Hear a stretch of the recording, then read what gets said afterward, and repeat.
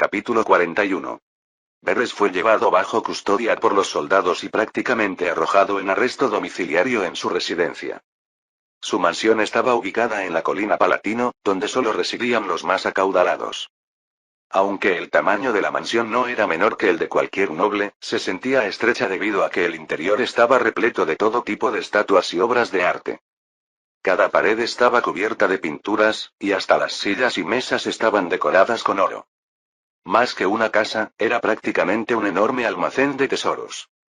Hortensio, quien había solicitado una entrevista con Beres en calidad de abogado defensor, entró en la sala de recepción.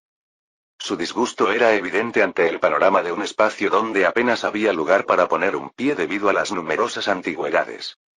Sin embargo, Beres no tenía tiempo para preocuparse por el estado de ánimo de su defensor. Hortensio. Qué bueno que viniste. ¿Cómo puedo salir de aquí? ¿Salir? Hortensio replicó con un tono de incredulidad. Me refiero a algún truco para darle la vuelta a la situación en la segunda audiencia. ¿No tienes algo así bajo la manga? ¿Darle la vuelta a la situación? ¿Qué has estado viendo hasta ahora? Mira toda esa avalancha de evidencia. Tus crímenes serán tema de conversación durante décadas, ¿cómo esperas darle la vuelta a esto? Pero tú eres el mejor abogado de Roma. Aunque viniera la mismísima diosa Minerva en lugar del mejor abogado de Roma, sería imposible conseguir tu absolución. Beres se quedó boquiabierto. Entonces, ¿por qué viniste aquí? Debes tener algún recurso en mente para haber solicitado esta entrevista. ¿No podemos pedir un receso de hasta un año después de que termine la primera audiencia? Si hacemos eso, aunque pidiéramos un receso de 10 años en lugar de 1, el veredicto no cambiaría, así que ríndete. ¿Por qué diablos no me contaste antes sobre los crímenes que cometiste? Si lo hubieras hecho, te habría aconsejado simplemente exiliarte voluntariamente. Precisamente porque sabía que dirías eso, no te lo conté. Y por eso mismo lo vas a perder todo. Ahora que es imposible huir en medio de la noche, tampoco podrás escapar llevándote una parte de tus bienes. Mejor prepárate para quedarte aquí encerrado, ver cómo confiscan toda tu fortuna y ser desterrado a una isla remota en el extranjero. Como ciudadano romano, sin importar cuán grave fuera el delito, uno podía elegir el exilio en lugar de la pena de muerte. La mayoría de los nobles, cuando se enfrentaban a esta situación, huían con suficiente dinero para vivir sin preocupaciones el resto de sus vidas. Pero Beres ni siquiera podía hacer eso. Realmente no tenía más opción que ser expulsado sin un centavo. Imposible. ¿Me estás diciendo que Cayo Beres debe vivir como un mendigo el resto de su vida? Viniste hasta aquí solo para decirme semejante cosa. Yo soy quien debería estar reclamando. Por tu culpa, este Hortensio se ha convertido en el hazmerreír de todos. Yo, el mejor abogado de Roma, reducido a ser un simple escalón para que un novato provincial como Cicerón ascienda. Es mocoso que ha absorbido toda mi fama y experiencia, será conocido de ahora en adelante como el mejor abogado de Roma. Todo por tu culpa. Hortensio, visiblemente alterado, alzó la voz mientras señalaba con el dedo. Así que al menos debo llevarme mis honorarios. Si te quedas en la ruina, ni siquiera podrás pagarme. ¿Me hablas de honorarios cuando no pudiste conseguir ni mi absolución ni siquiera una oportunidad para escapar? No son honorarios, sino una indemnización. Hablemos con propiedad. Aún así, te daré un último consejo. Antes de que se dicte sentencia, arrodíllate ante Craso y pide su perdón. Beres soltó una risa burlona con expresión de incredulidad. ¿Ante Craso?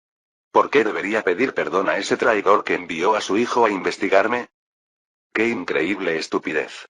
¿Ya olvidaste que los piratas que enviaste atacaron cuando el hijo mayor de Craso estaba con Cicerón? Intentaste secuestrar al primogénito de una de las familias más ricas de Roma, hijo del actual cónsul. ¿Ya? ¿Crees que di esas órdenes sabiendo eso? Beres, ya completamente acorralado, era incapaz de aceptar los consejos racionales de Hortensio. Lo único que le quedaba era amargura y maldad. Si vas a ignorar mi consejo, haz lo que quieras. Pero yo debo llevarme mi parte. Incluso en la sala de recepción donde se encontraban los dos, había montañas de objetos valiosos. Hortensio buscó algo que pudiera ocultar bajo los pliegues de su toga.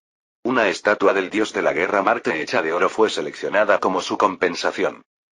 Después de esconder la estatua bajo su toga, se dio vuelta una última vez para mirar a Beres antes de salir de la sala de recepción. Para empezar, fue un error estúpido guardar toda tu fortuna en esta mansión, deberías haberla dispersado y ocultado. Ja. Lo que hay aquí es solo una mínima parte de mis bienes.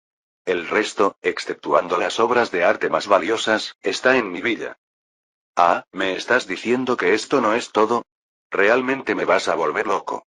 Veres, déjame decirte algo claramente. De todos los criminales que he visto hasta ahora, tú eres el más malicioso y demente.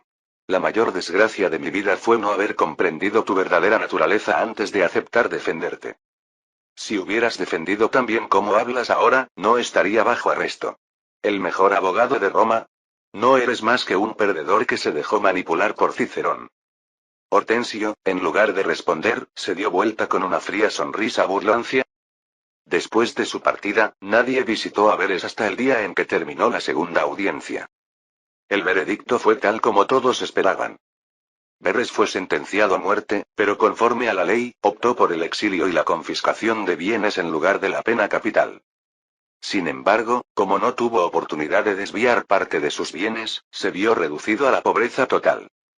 Además, no solo perdió su cargo como senador, sino también su estatus de noble. Verres ignoró el consejo de Hortensio y maldijo a Pompeyo y Craso hasta el final.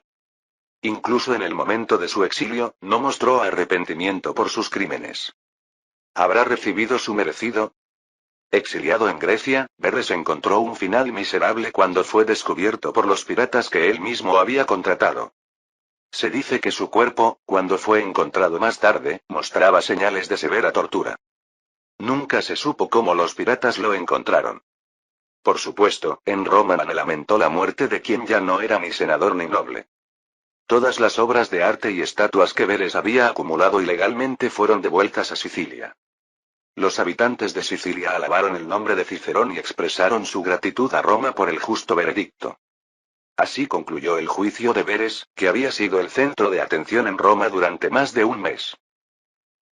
Aunque el juicio de Verres había terminado, sus repercusiones continuaron agitando Roma por mucho tiempo más. Sin duda, quien más se benefició de este caso fue Cicerón. Absorbiendo todo el prestigio perdido por Hortensio, ahora era reconocido indiscutiblemente como el mejor abogado de Roma. Además, Cicerón confirmó la reducción del precio del trigo que se rumoreaba. El próximo año, durante mi mandato como cuestor, podremos importar el trigo de Sicilia a un precio mucho más bajo. Todo esto es gracias a su apoyo. Los ciudadanos reunidos en la plaza aclamaron y alabaron el nombre de Cicerón. Aunque otros cuestores también anunciaron sus promesas para el año siguiente, quedaron eclipsados por Cicerón y no atrajeron mayor atención. Craso, aunque no tanto como Cicerón, también aumentó su influencia de manera sutil. Los senadores valoraron positivamente la intervención de Craso al final del juicio. Gracias a esto, se pudo proyectar la imagen de que el Senado tomaba medidas directas contra un senador corrupto. En una situación que podría haber resultado en pura humillación, al menos se logró mantener un mínimo de dignidad. Además, Craso ayudó de diversas formas para que la familia Mételo se distanciara de Verres. Quintus y Lucius Mételo, sintiendo que la situación no era favorable, siguieron el consejo de Hortensio y se disculparon ante Craso. Quintus confesó que, aunque no había participado directamente en las fechorías de Verres, se sentía avergonzado solo por haber recibido dinero. Craso les hizo devolver todo el dinero recibido a los ciudadanos romanos y les proporcionó una oportunidad para dar un discurso de disculpa. Lucius, en particular, juró ante Júpiter que corregiría el orden que Verres había destruido en Sicilia.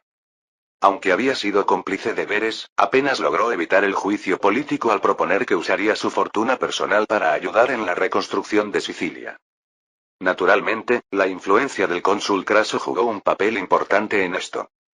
Debido a esta postura favorable al Senado, los nobles no dudaron en creer que Craso seguía estando de su lado. Por último, hubo un joven que dejó una fuerte impresión en los romanos. Otra persona que merece atención en este caso es Marco Licinio Craso, el hijo mayor de la familia Craso. El primogénito de los Craso, de quien solo se rumoreaba, finalmente apareció ante las masas. Su oratoria fue poderosa, justa y tenía una intensidad que capturaba la atención del público. Esperamos que crezca como un pilar fuerte que sostendrá al Senado en el futuro. Así está escrito. Septimus sonreía satisfecho mientras leía en voz alta el delgado libro. El libro que había traído era las Memorias del Juicio de Verres, escritas por Cicerón. Apenas había terminado el juicio y ya había publicado sus memorias. Ese tipo que tanto ama la atención, realmente es rápido como un rayo. Me han dicho que es muy amigo de Ático, quien dirige una editorial. Parece que ya estaba preparando el libro desde antes del juicio.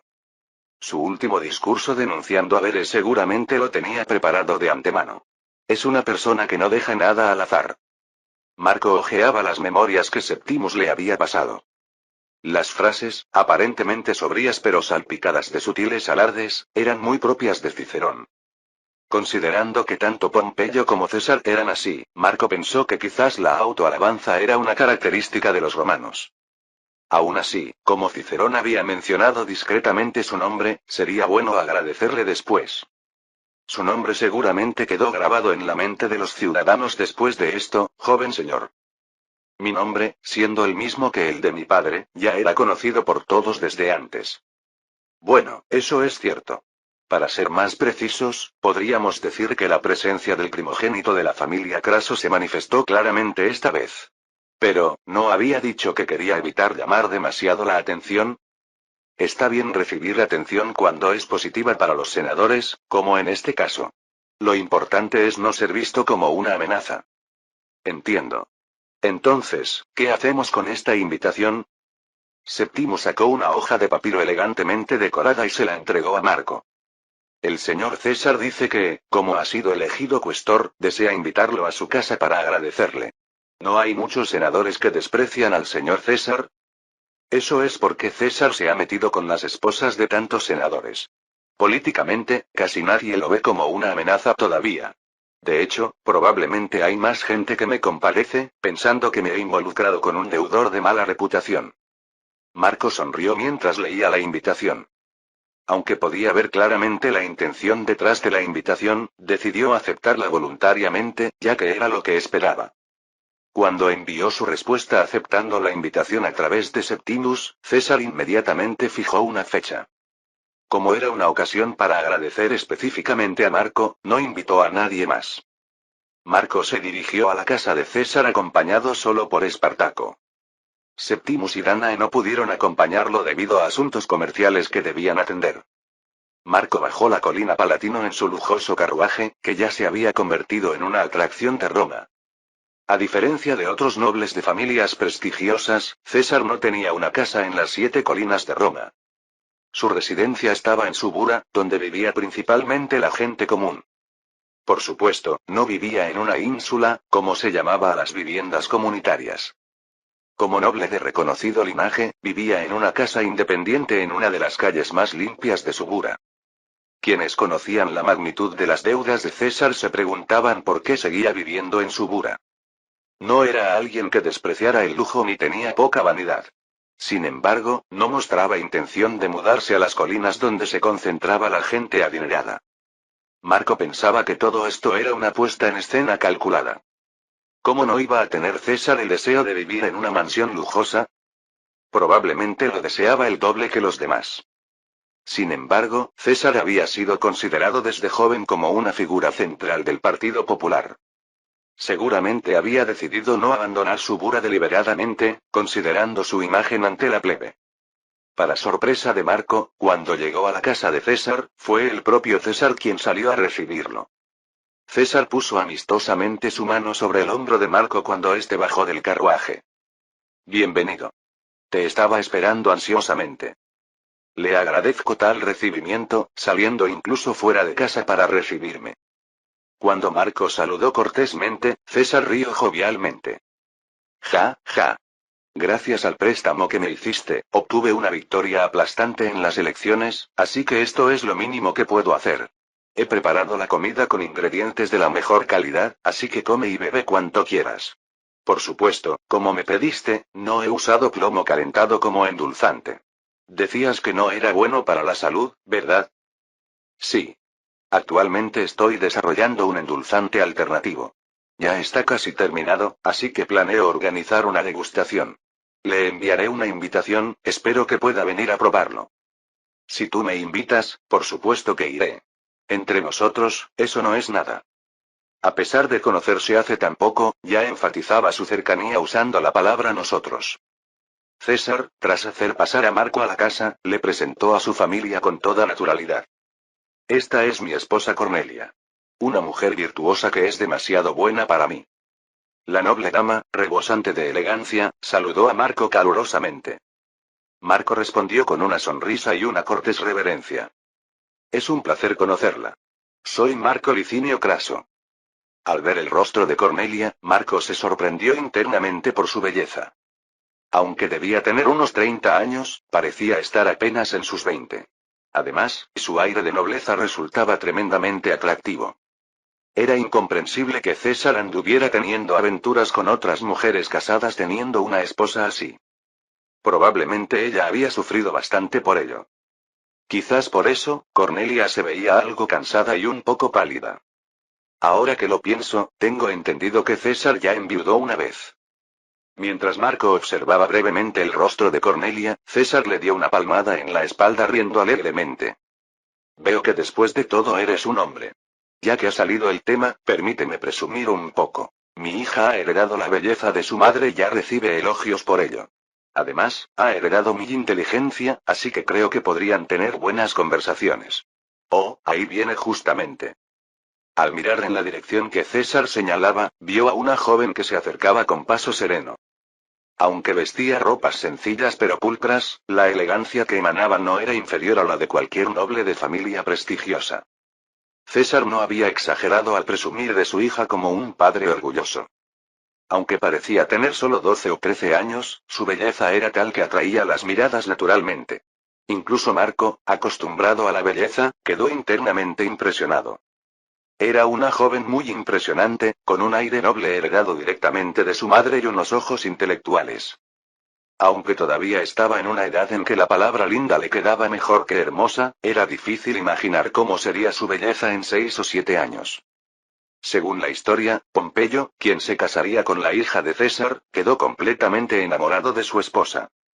Se dice que amaba tanto a su esposa que incluso se distanció de la política para pasar tiempo con ella. Marco podía entender fácilmente la razón. Sin embargo, cuando sus ojos se encontraron con los de la joven, Marco ladeó la cabeza al sentir una extraña familiaridad. La joven también lo miró por un momento con los ojos muy abiertos. Pronto, con una suave sonrisa, su clara voz se dejó oír. Soy Julia Caesaris. Es un placer volver a vernos. Capítulo 42. ¿Nos hemos visto antes en algún lugar? ¿No lo recuerda? Marcus frunció el ceño ante el rostro sonriente de Julia. Tenía la sensación de haberla visto en algún lugar, pero no podía precisar ni el momento ni el lugar exacto.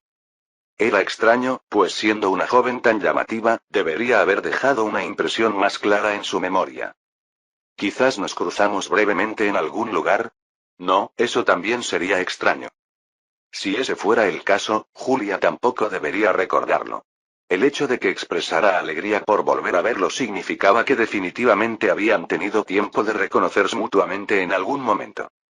Marcus no era el único que se sentía desconcertado. César también mostraba una expresión de sorpresa. ¿Qué es esto? ¿Ya se conocían ustedes dos? En lugar de Marcus, quien seguía haciendo un esfuerzo por recordar, Julia respondió con una radiante sonrisa. ¿No se lo había mencionado antes? Hace 3 años, cuando padre regresó a Roma desde Bitinia, protagonicé un momento algo vergonzoso. Ah. ¿Te refieres a cuando chocaste con alguien frente al anfiteatro? Recuerdo que me pareció extraño, ya que tú no eres así normalmente. César había pasado más tiempo exiliado en el extranjero que en Roma durante sus 20. Su primer exilio ocurrió apenas alcanzó la mayoría de edad, cuando vagó durante 4 años por Asia Menor tras desobedecer las órdenes del dictador Sila. Como resultado, Julia vio por primera vez el rostro de su padre cuando tenía 4 años. César regresó a Roma a los 22 años y estableció un bufete de abogados, pero volvió a fracasar. Después de perder contra Hortensio en el juicio de Dolabella, se vio obligado a partir nuevamente hacia un exilio académico a los 24 años.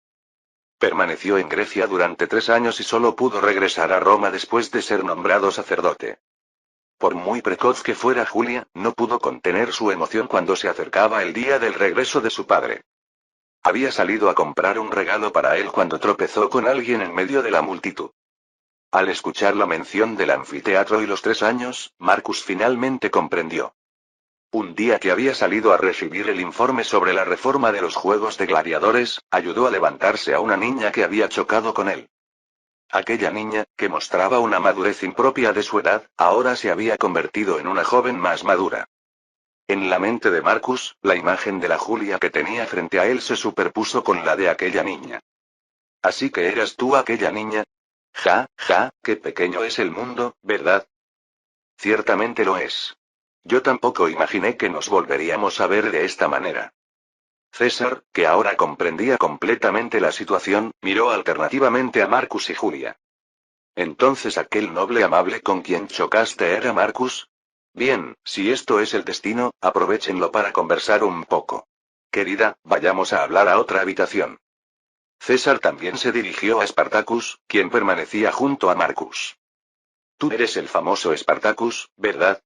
He visto algunos de tus combates y no hay nadie en Roma que pueda compararse contigo. Si no te importa, ¿por qué no nos acompañas y nos cuentas tus hazañas? Spartacus miró a Marcus. Cuando éste asintió con la cabeza, Spartacus siguió a César hacia el interior. Al quedar solos de manera tan evidente, Julia sacudió ligeramente la cabeza, como si estuviera avergonzada. Mi padre es tan obvio. Me disculpo en su nombre si esto lo ha incomodado. No se preocupe. Después de todo, así es como suelen ser estas situaciones. Cuando Marcus conoció a César por primera vez, éste le preguntó si tenía prometida. Y tan pronto como escuchó que no, le propuso invitarlo a su casa en el futuro. Desde ese momento, ya podía anticipar una situación como esta. Sin embargo, no había imaginado que la hija de César sería una joven tan cautivadora, ni que ya se conocían de antes. Marcus añadió con una leve sonrisa. Aún así, no esperaba que me recordara tan rápidamente después de ese breve encuentro hace 3 años. Para usted quizás fui solo una niña que chocó con usted por un momento, pero para mí fue un recuerdo muy vergonzoso. Nunca antes había corrido así ni chocado con nadie. Cualquiera se habría emocionado a esa edad al saber que su padre regresaría después de tantos años. Aún así, me preocupaba haber dado una primera impresión tan bochornosa. Me preguntaba si usted me habría visto como una chiquilla revoltosa. Los ojos de Marcus brillaron con interés. Si hace 3 años ya le había parecido inusualmente serena para su edad, ahora lo era aún más. ¿Revoltosa? Incluso entonces me pareció una niña tranquila y admirable. Y por supuesto, aún lo es. Por cierto, ¿qué edad tiene ahora? Acabo de cumplir 12 años.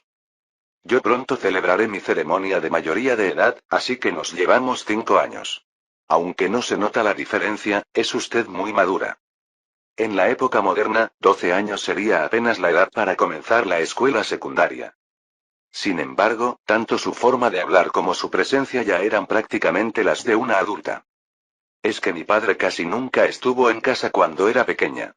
Y aunque somos nobles, tampoco éramos particularmente prósperos. Supongo que no podía ser de otra manera. Un entorno que la obligó a madurar pronto. Marcus podía entender profundamente esa situación. ¿Sería porque recordaba haber tenido que resolverlo todo por sí mismo en su vida anterior? Sintió una extraña afinidad con la joven que sonreía con cierta amargura. Aún así, no guardo rencor hacia mi padre. Gracias a él, al menos puedo seguir viviendo así. Sí, tiene razón en eso. Cornelia, la esposa de César, era hija de Cina, un líder prominente del Partido Popular. Sila, quien había tomado el poder y estaba exterminando a los miembros del Partido Popular, naturalmente también quiso eliminar a César. Sin embargo, César era apenas un joven de 18 años que acababa de alcanzar la mayoría de edad.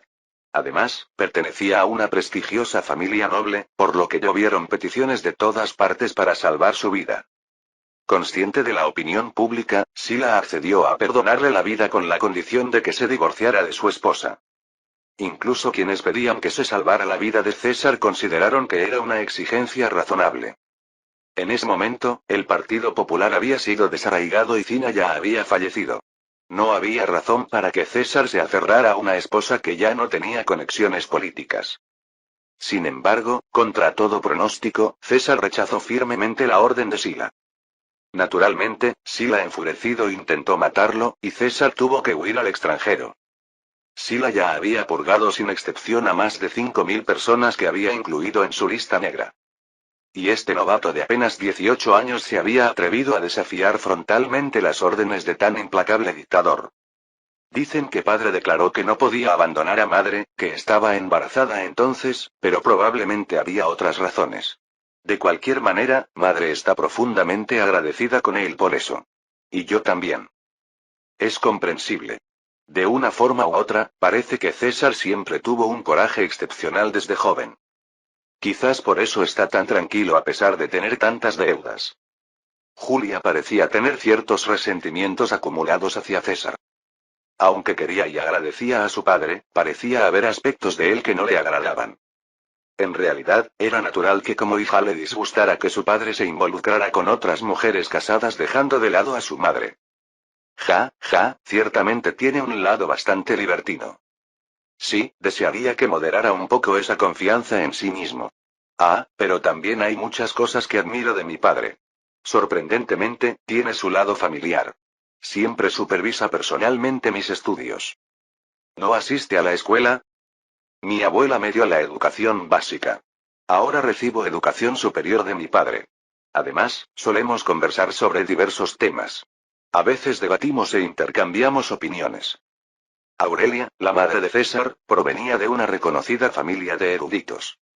Aunque las mujeres romanas normalmente solo recibían educación primaria, Aurelia poseía una erudición superior a la de muchos nobles varones. La influencia de la abuela sin duda había sido crucial para que Julia pudiera recibir educación superior.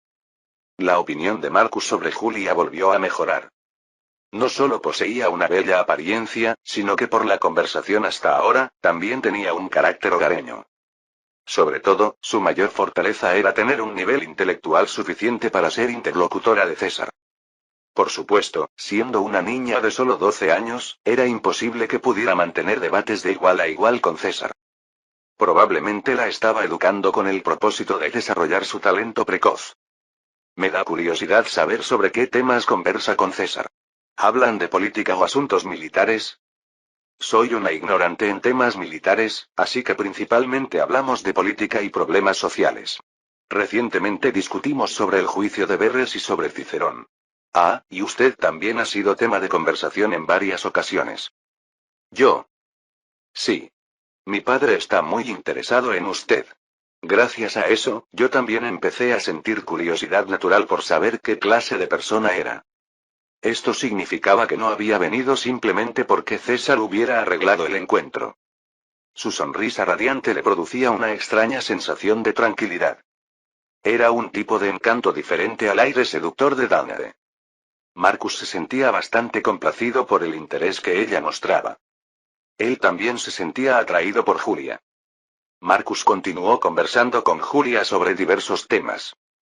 Esta vez fue principalmente Julia quien hacía las preguntas y Marcus quien respondía. La conversación se prolongó más de lo esperado y solo terminó entrada la noche. Había sido un tiempo satisfactorio tanto en lo público como en lo personal. Incluso después de que Marcus se marchara, la residencia de César seguía bulliciosa. Mientras Cornelia dirigía a los sirvientes en la limpieza de la casa, César estaba sentado frente a Julia. La sonrisa amigable que había parecido algo exagerada había desaparecido hace tiempo. Julia fue la primera en hablar. Esa expresión le sienta mejor, ¿no cree que Marcus también lo pensaría en el fondo? Desde el principio mostré esa actitud para que pensara así. Como vamos a colaborar durante mucho tiempo, primero debo mostrar mi lado humano con frecuencia. Incluso dejar ver algunas debilidades sutilmente. Ya veo. Me preguntaba por qué mostraba una imagen tan torpe, pero todo era parte del plan. Marcus también se habrá dado cuenta de eso. Pero lo importante es mi intención detrás de esa actuación, y él probablemente haya comprendido todo mi propósito. Si mi mensaje se transmitió, eso es suficiente para mí. Los ojos de Julia se entrecerraron ligeramente. Siendo aún inocente, no le agradaba la idea de calcular tanto en las relaciones humanas. César, comprendiendo los sentimientos de su hija, la consoló suavemente. Tú no necesitas preocuparte por estos aspectos. Cada persona tiene su propia naturaleza. Tú eres sabia pero no tienes ni un ápice de malicia, así que esto no va contigo. Sigue tratando a la gente como desees hacerlo. Así todos te apreciarán. No es que me relacione con la gente para ganar su aprecio. Aún así, tienes un don extraordinario para juzgar a las personas. En ciertos aspectos, podrías ser incluso más precisa que yo. Por eso te acerqué deliberadamente a Marcus. Como ya lo había sospechado, Julia asintió sin darle mayor importancia. Lo sabía. No me molestó porque yo también estaba interesada en él. ¿Qué te pareció después de hablar directamente con él? Ante las repetidas preguntas de su padre, la hija respondió sin un atisbo de duda. Es una persona irreprochable tanto en carácter como en capacidad. Pude entender claramente por qué padre le presta tanta atención. ¿No notaste nada particular? No sé si llamarlo particular, pero también tuve la sensación de que es una persona muy peligrosa. ¿Peligroso? ¿No habías dicho que era una persona sin problemas de carácter? Julia hizo una pausa, buscando la expresión adecuada antes de hablar. Cuando digo peligroso, no me refiero a que sea violento o que su exterior difiera de su interior. Es fundamentalmente una persona amable y racional. También tiene un lado frío y meticuloso. Pero sería un error fatal pensar que eso es todo. Es como si tuviera una escala de valores diferente. ¿Los valores, acaso no son diferentes en cada persona? Sí. Pero mientras hablábamos, hubo momentos en que simplemente no pude ver su interior. Creo que sería mejor no intentar manipularlo hasta comprenderlo completamente. César entendió lo que Julia quería decir. Ciertamente, el tipo más difícil de tratar no es el inteligente ni el astuto. La persona más problemática y peligrosa es aquella que no reacciona según lo previsto. Si Marcus era ese tipo de persona, considerando su posición y capacidades, había que ser más cauteloso. Incluso considerándolo un aliado, podría sin saberlo tocar algún punto sensible. Tendré muy en cuenta tu consejo. Aunque eso desbarata un poco uno de mis planes. ¿Se refiere al matrimonio político? ¿Lo sabías? Sería extraño no saberlo. Julia no mostró particular disgusto. De cualquier manera, la mayoría de los matrimonios de la época eran arreglos políticos, y no necesariamente conducían a la infelicidad. Objetivamente, alguien como Marcus era un candidato tan bueno que sería extraño quejarse. Pensaba casarte con Pompeyo o con Marcus, aunque no había tomado una decisión definitiva. ¿Pompeyo? Tengo entendido que él está casado. Ah, bueno, creo que pronto se divorciará. Julia miró de reojo a César, que intentaba evadir el tema. Un suspiro se escapó naturalmente de sus labios. Padre, no me diga que otra vez. César giró ligeramente la cabeza para evitar la mirada de Julia. Esos son asuntos que aún no necesitas saber. Qué suerte que no voy a la escuela. Ya antes tuvo una relación con la madre de mi amiga Claudia. Me daba tanta vergüenza que ni siquiera podía mirar a Claudia a los ojos. Dejemos ese tema para después. En cualquier caso, tus candidatos son esos dos, así que ve pensando cuál prefieres. Los amoríos de César no iban a cambiar por más que su hija se quejara. Sabiendo esto, Julia negó con la cabeza como resignada. Si quiere mi opinión, creo que preferiría a Marcus antes que a Pompeyo. ¿No decías que era peligroso? Sí. Pompeyo claramente nació para ser un héroe incomparable. Pero con Marcus, no estoy segura, no sé en qué dirección avanzará. De hecho, eso es lo que me atrae un poco más. Sí, yo también pienso que a largo plazo Marcus podría ser mejor opción. César planeaba mantener a Marcus de su lado hasta el final. Para eso, el matrimonio era sin duda el método más seguro de consolidar la relación. Pero había un problema. César se frotó el rabillo del ojo con el pulgar y el índice mientras continuaba su explicación. Marcus es diferente de Pompeyo, a quien se puede manejar adulándolo adecuadamente y estimulando su deseo de gloria. Podría darse el caso de que seas tú quien termine siendo llevada por él. Que Julia tuviera una mentalidad tan madura y una perspicacia tan destacada a sus 12 años era enteramente mérito de la educación de César. Por supuesto, no había dedicado tanto esfuerzo a su hija sin motivo.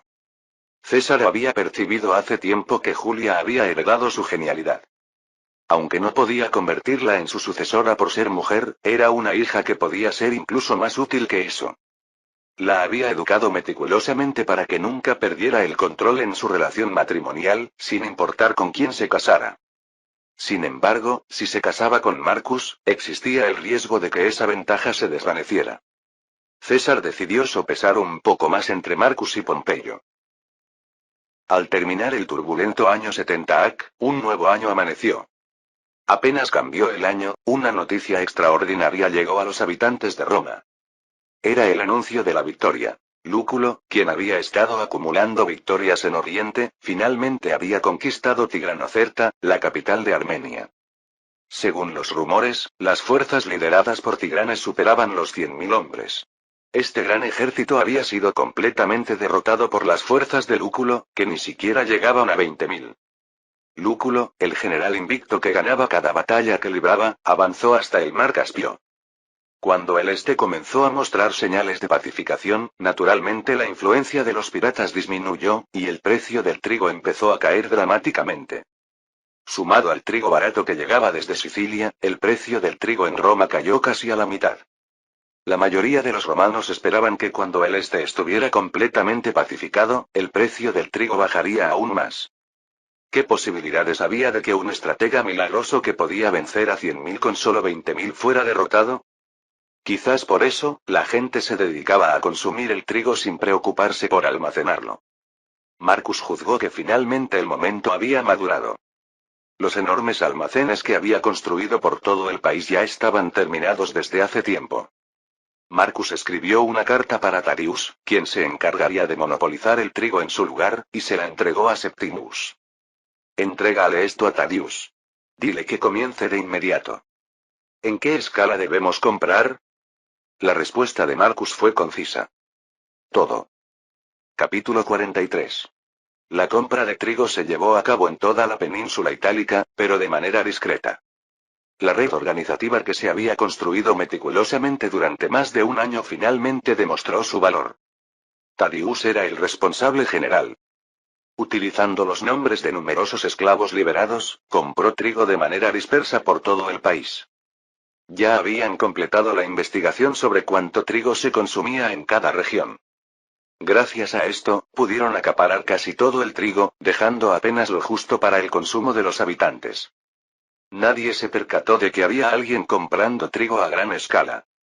Incluso los libertos que compraban el trigo desconocían quién era realmente el propietario. Ni siquiera Tarius, el responsable, entendía por qué estaban comprando trigo en tales cantidades. De todas formas, el precio del trigo bajará en 1 o 2 años. ¿Por qué hacer esta apuesta? Había oído que era inteligente, pero quizás solo es joven después de todo. De cualquier manera, habiendo recibido el pago por adelantado, no era su problema si Marcus perdía dinero o no. Incluso Septimus, quien se había reunido varias veces para discutir negocios, parecía no comprender completamente la decisión de su amo. Él simplemente dijo que confiaba más en el juicio de su señor que en el suyo propio. Pensaba que incluso alguien que parecía tener frialdad y buen sentido para los negocios podía tomar decisiones erróneas cuando estaba cegado por la lealtad. Por supuesto, esperaba que Marcus al menos recuperara su inversión inicial. No era fácil encontrar un cliente que pagara grandes sumas de dinero simplemente por seguir sus órdenes. Espero que podamos mantener una buena relación en el futuro, quién sabe cómo resultará. Su familia es lo suficientemente sólida como para no quebrar por un solo fracaso. Tadius no era el único que tenía esta perspectiva. Aunque Septimus seguía las órdenes de Marcus, estaba preparando una estrategia de salida en caso de fracaso. Los demás pensaban de manera similar. Ese punto, la estrategia de acaparamiento de trigo de Marcus parecía poco realista. En el este, solo Ponto y Armenia representaban una amenaza para la hegemonía romana. De estos, Ponto ya había sido destruido por Lúculo. El rey Mitrídates de Ponto se había refugiado con Tigranes II, rey de Armenia y su yerno. Incluso Tigranes II había sido derrotado y su capital había caído. En esta situación, ¿cómo podría el este volver a sumirse en el caos? Incluso los seguidores de Marcus pensaban que esta vez su amo, con su limitada experiencia militar, había cometido un error. Solo Dana y Spartacus confiaban en él completamente. Sin embargo, esto no era por razones lógicas sino por lealtad. Ambos creían que las palabras de Marcus eran una verdad absoluta, así que no les importaba lo que otros dijeran. En otras palabras, la mayoría de las personas que no tenían una lealtad tan profunda como ellos dos dudaban de la decisión de Marcus. Marcus sabía todo esto, pero no se molestó en dar explicaciones detalladas. Bastaba con pedir confianza una vez. De todos modos, esto iba más allá de lo que se podía explicar con palabras. En lugar de gastar tiempo en eso, era mejor fortalecer los fundamentos. De hecho, Marcus volvió a estar ocupado sin un momento de respiro. Casi todos los negocios que había emprendido hasta ahora empezaban a dar resultados. Cletus finalmente había logrado desarrollar un horno de mayor tamaño. La extracción de azúcar de la caña de azúcar traída de la India también progresaba favorablemente. Sergius había reemplazado el plomo en los cosméticos femeninos tradicionales con estaño oxidado. Marcus tenía que revisar cada uno de estos asuntos y establecer nuevas directrices. Además, habiendo celebrado su ceremonia de mayoría de edad, no podía descuidar sus conexiones sociales. Dejando de lado a Pompeyo, que había partido a Sicilia, los senadores recientemente habían comenzado a mostrar un gran interés en Marcus. Esto se debía a que Cicerón, quien había ganado considerable influencia en el Senado, había difundido rumores por todas partes. Las invitaciones para que se presentara al menos una vez llegaban en avalancha desde todos lados. No podía rechazarlas, ya que necesitaba mantener relaciones cordiales con los líderes del partido aristocrático desde ahora. Si al menos padre estuviera en Roma, la carga sería mucho menor.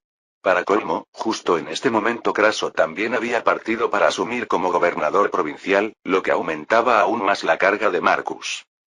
Entre dirigir los negocios y actuar como cabeza de familia, ni siquiera 2 cuerpos serían suficientes. Si se esfuerza demasiado, la reacción podría ser más fuerte después.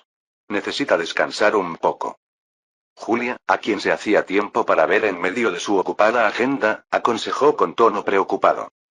Me siento más tranquilo terminando todo lo que debo hacer ahora para poder descansar cómodamente después. Entonces, aunque sea poco, me gustaría ayudar. ¿Hay algo que pueda hacer? Julia realmente fue de ayuda. Aunque aún faltaba confianza para discutir asuntos importantes, proporcionaba consejos útiles para decidir cuestiones menores. Así pasó otro año, y un nuevo informe del Este volvió a entusiasmar a Roma. Lúculo, que avanzaba de manera imparable, había logrado otra gran victoria en Artaxata. Ahora la vida de Mitrídates pendía de un hilo. Las personas que compraban trigo según las órdenes de Marcus entraron en pánico. Llovían los consejos de que si no detenían esto de inmediato, sufrirían pérdidas enormes. Para minimizar las pérdidas, debemos vender el trigo antes de que muera Mitrídates. Comprar trigo en este momento es como tirar el dinero al aire. Hasta Septimus dijo esto. Aunque Danae confiaba en las palabras de Marcus, se veía extremadamente preocupada. Joven amo, ¿no deberíamos prepararnos para el peor de los casos? ¿Crees que la guerra terminará así? ¿Es que todos los que tienen experiencia militar lo dicen? Está bien. Solo espera un poco. Ocurrirá algo muy interesante. A diferencia de las preocupaciones de quienes lo rodeaban, Marcus no cambió su política. Al contrario, ordenó comprar trigo más agresivamente, mientras él invertía más tiempo en otros asuntos. Y menos de un mes después, llegó una noticia sorprendente. Toda Roma se conmocionó ante esta historia increíble. Los soldados de Lúculo han entrado en huelga colectiva. ¿Qué? ¿Huelga? Era una noticia tan absurda que Septimus abrió los ojos como platos al preguntarle a su subordinado. ¿Cuán optimista había sido la situación actual de Lúculo? Ya había acabado con Ponto, y con solo un empujón más la victoria sobre Armenia estaba al alcance de la mano. No tenía sentido que los soldados repentinamente iniciaran una huelga y se negaran a seguir luchando. ¿No será un falso rumor? No, señor. El Senado también está en crisis. En la Asamblea Popular están debatiendo cómo manejar esta situación. ¿Cómo puede estar pasando esto? Hace poco, el Senado estaba discutiendo qué tan grande debería ser la ceremonia triunfal para Lúculo. La guerra ya había terminado y se estaban presentando varias propuestas sobre el manejo postguerra. Todas esas discusiones podrían volverse insignificantes en un instante. No, si la situación realmente se vuelve urgente, los soldados terminarán la huelga. Lógicamente, los soldados no rechazarían una victoria que estaba al alcance de la mano. Era razonable pensar que la victoria prevista solo se retrasaría un poco. Sin embargo, Septimus tuvo la certeza de que esto no terminaría aquí. ¿Será posible que el joven amo haya previsto este desarrollo? Lógicamente no tenía sentido, pero si no era así, no había manera de explicar la confianza de Marcus. Y la predicción de Septimus resultó ser exacta. Marcus, al escuchar el informe de Septimus, reaccionó con calma, como si ya lo hubiera anticipado. El momento se acerca. Diles que reduzcan la compra de trigo y se concentren más en el almacenamiento. Aseguren los alrededores de los almacenes, incluso si tienen que usar fuerzas armadas. Entendido. Septimus, que estaba por retirarse, se detuvo y volteó hacia Marcus.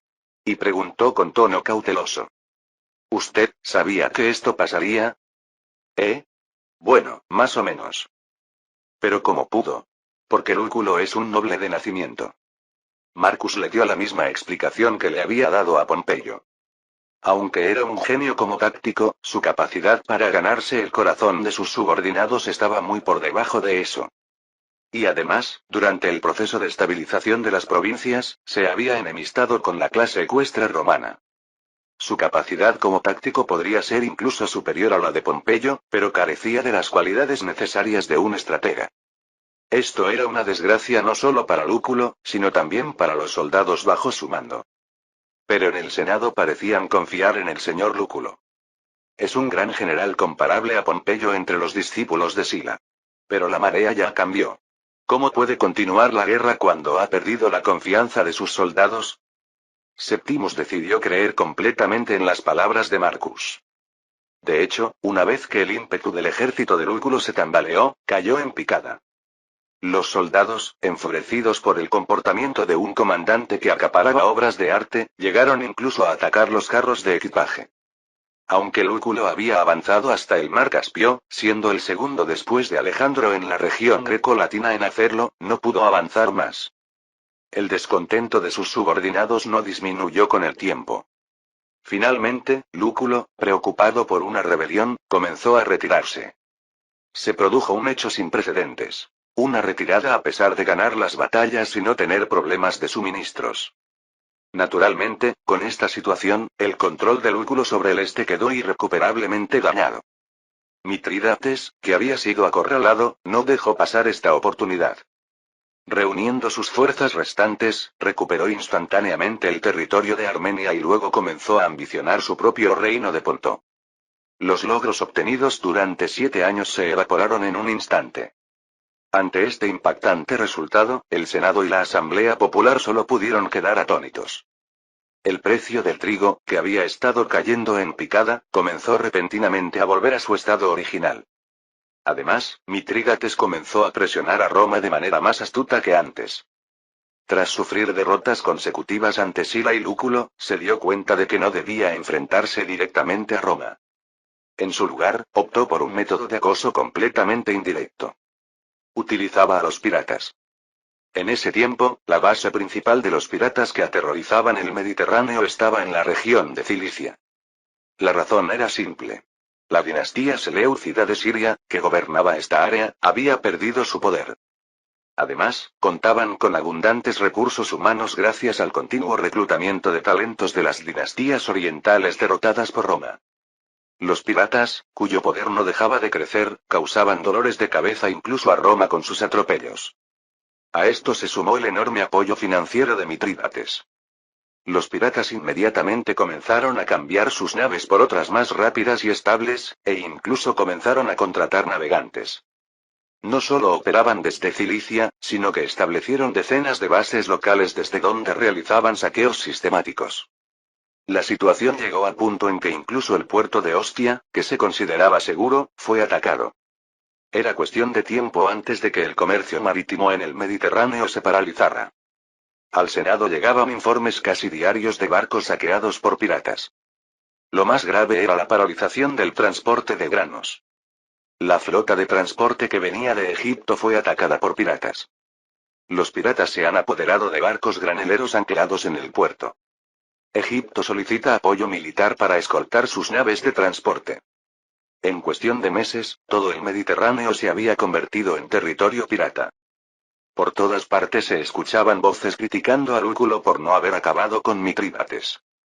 Simultáneamente, el precio del trigo en Roma se disparó hasta las nubes.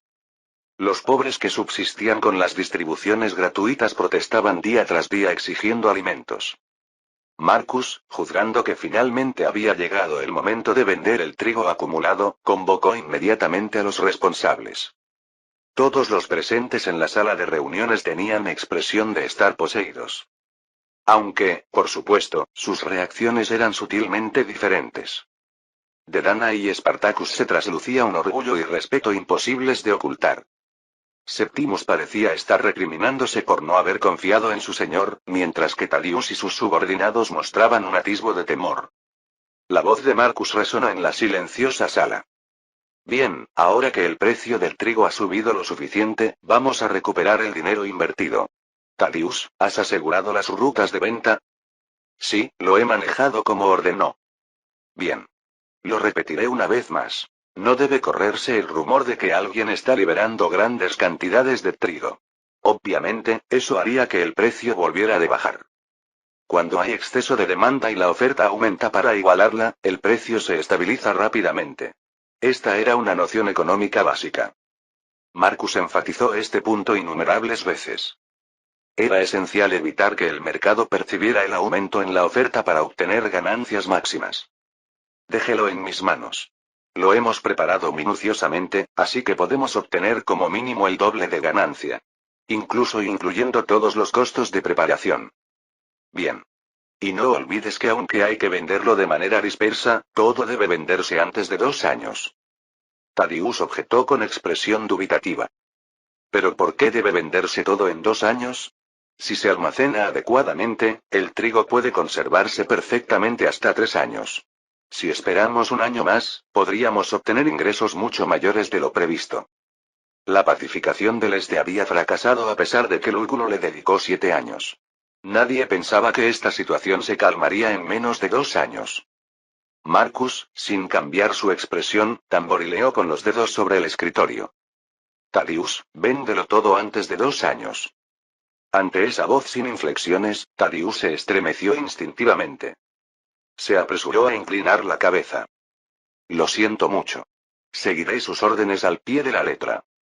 Estas fueron las órdenes de alguien que había previsto esta situación absurda.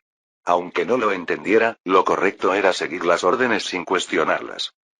¿Y si esta vez también se cumplía la predicción de Marcus con exactitud?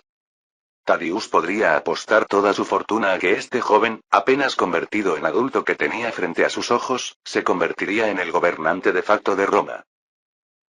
La venta del trigo avanzaba sin problemas.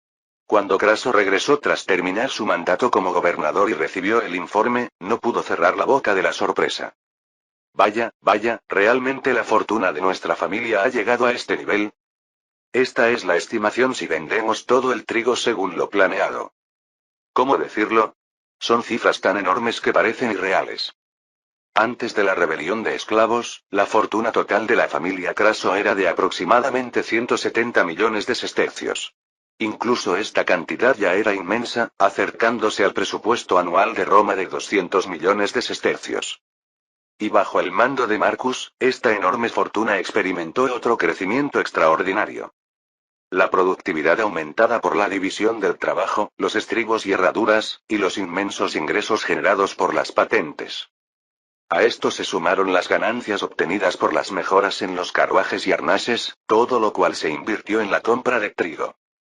Para el año 67, cuando todo el trigo se haya vendido, incluyendo los enormes ingresos que siguen generándose, la fortuna familiar se habrá multiplicado por casi 5 veces. Esto representa un patrimonio astronómico que supera el doble del presupuesto anual de Roma.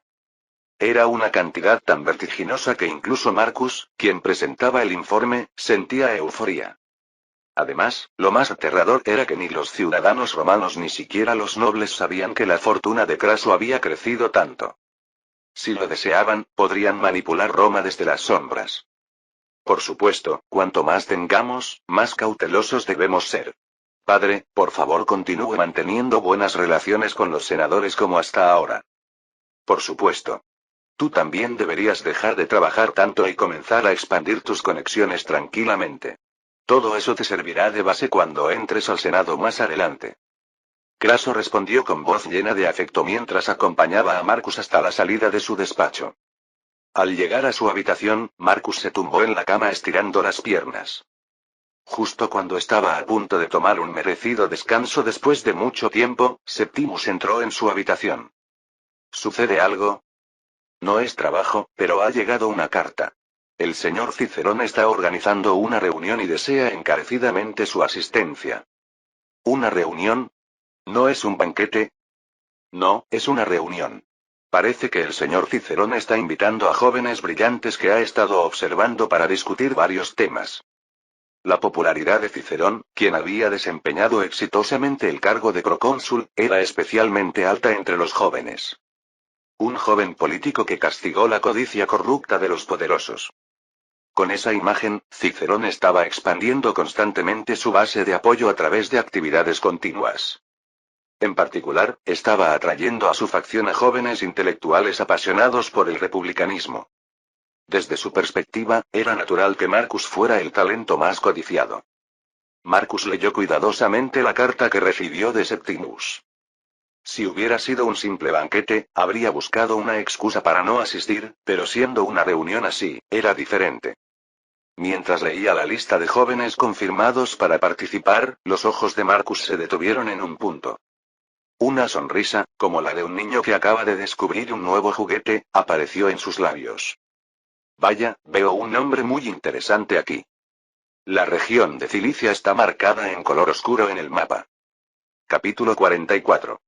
La mansión de Cicerón se encontraba en la colina palatina, el mismo lugar donde residía Craso. Por supuesto, no había vivido allí desde el principio. Cuando llegó de las provincias, inicialmente vivió en una casa en Subura que le había proporcionado su familia.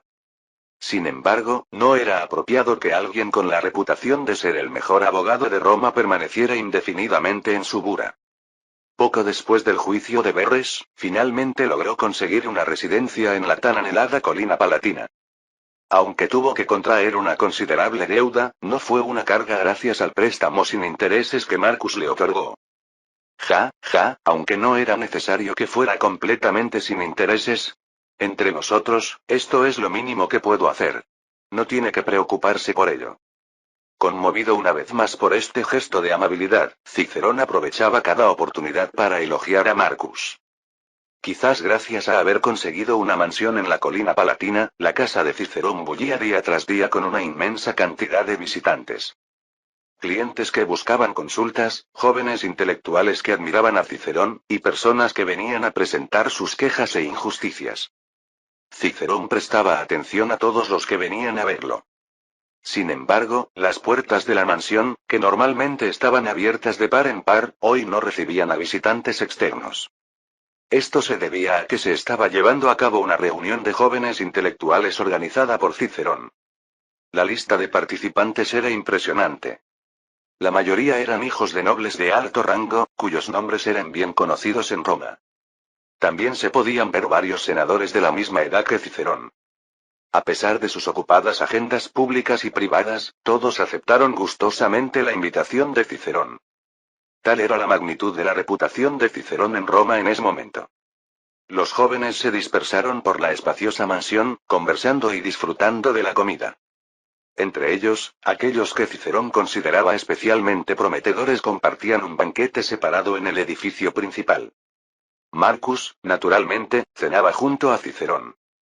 Aunque toda la comida era fresca y de buena calidad, no era tan extravagante como podría sugerir la reputación de Cicerón. Esto no se debía a que Cicerón fuera tacaño o careciera de buen gusto. Había excluido deliberadamente los platillos ostentosos considerando las inclinaciones de los nobles presentes. Esta estrategia resultó ser exactamente correcta. La mayoría de los jóvenes presentes en este espacio eran seguidores de la escuela estoica. Esto no era una coincidencia. Entre los jóvenes nobles apasionados por el republicanismo, había muchísimos que se habían sumergido en el estoicismo. Los seguidores de la filosofía estoica, en su mayoría, aborrecían el hedonismo y buscaban una vida moderada y frugal. Cicerón, aunque no era estoico, se inclinaba más hacia la nueva academia, que había sido influenciada por el estoicismo. Quizás por eso mantenía buenas relaciones con los filósofos estoicos. Por supuesto, siendo de origen plebeyo, no le agradaban demasiado estos nobles de linaje aristocrático. Incluso siendo senadores como él, ellos no consideraban a los senadores de origen plebeyo como sus iguales. Aunque Cicerón se sentía internamente contrariado, se había esforzado por mantener buenas relaciones en la superficie. Sin ese esfuerzo, no habría podido alcanzar la influencia necesaria para organizar reuniones como esta. Esta era también una de las razones por las que Cicerón mantenía una relación cercana con Marcus. Un plebeyo con una base política débil necesita un patrocinador sólido. Marcus era un socio ideal para Cicerón. Tiene un carácter confiable y está apasionado por el republicanismo, así que no habrá conflictos ideológicos. Cicerón se autoproclamó mentor ideológico de Marcus y lo presentó a varios nobles. Marcus, quien aún tenía contactos superficiales con los nobles de su edad, seguía el ritmo de Cicerón. Supongo que habrán escuchado muchos rumores sobre el hijo mayor de la familia Craso. Aunque no ha podido asistir a estas reuniones por lo ocupado que está, finalmente hoy está aquí con nosotros. Cuando el mismo Cicerón me invitó, naturalmente tuve que dejar todo de lado y venir corriendo. Ja, ja, ja, me haces sentir orgulloso cuando hablas así. Bien, permíteme presentarte a los demás. Este es Décimo Bruto. Un joven intelectual pero también decidido. Un joven que parecía 1 o 2 años menor que Marcus extendió su brazo cortésmente. Soy Décimo Bruto.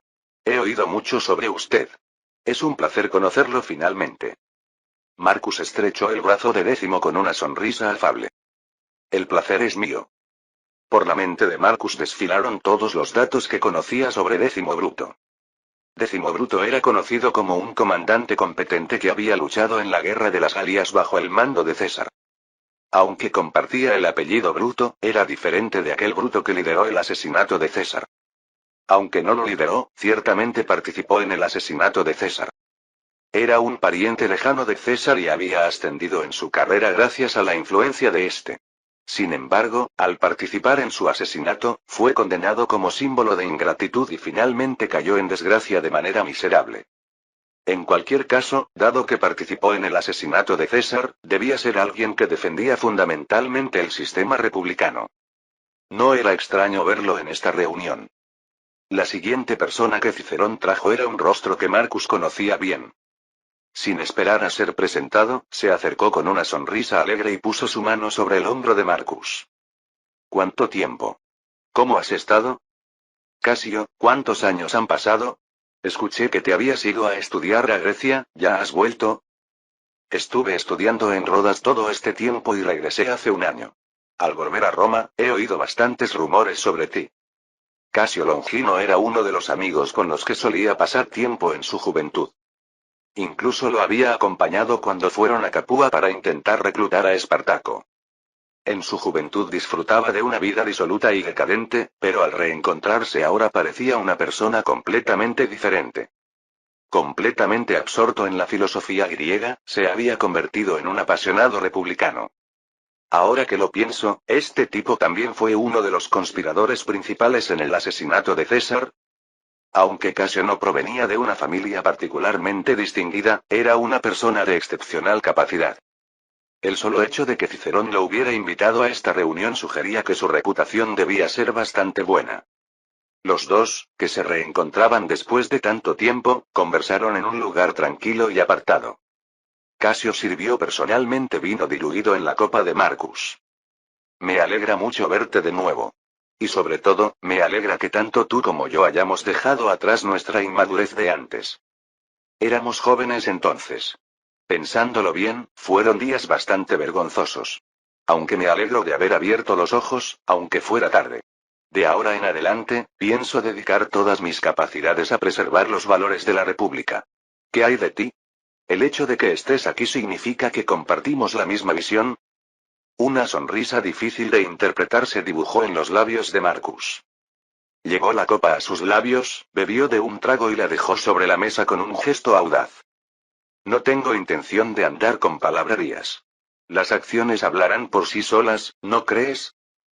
Como siempre, mantienes ese aire magnánimo. En realidad, el simple hecho de que seas cercano al señor Cicerón ya dice todo lo necesario. Fui corto de miras. Por cierto, ¿qué tipo de relación tienes tú con el señor Cicerón? Es alguien a quien respeto profundamente. Para ser honesto, yo tenía cierto complejo de inferioridad por no pertenecer a una familia particularmente importante. Pero él, sin ser patricio, ha llegado a esta posición por sus propios méritos. Los ojos de Casio, al hablar de Cicerón, estaban llenos de admiración y anhelo. Apretando el puño con énfasis, continuó hablando con tono lleno de convicción.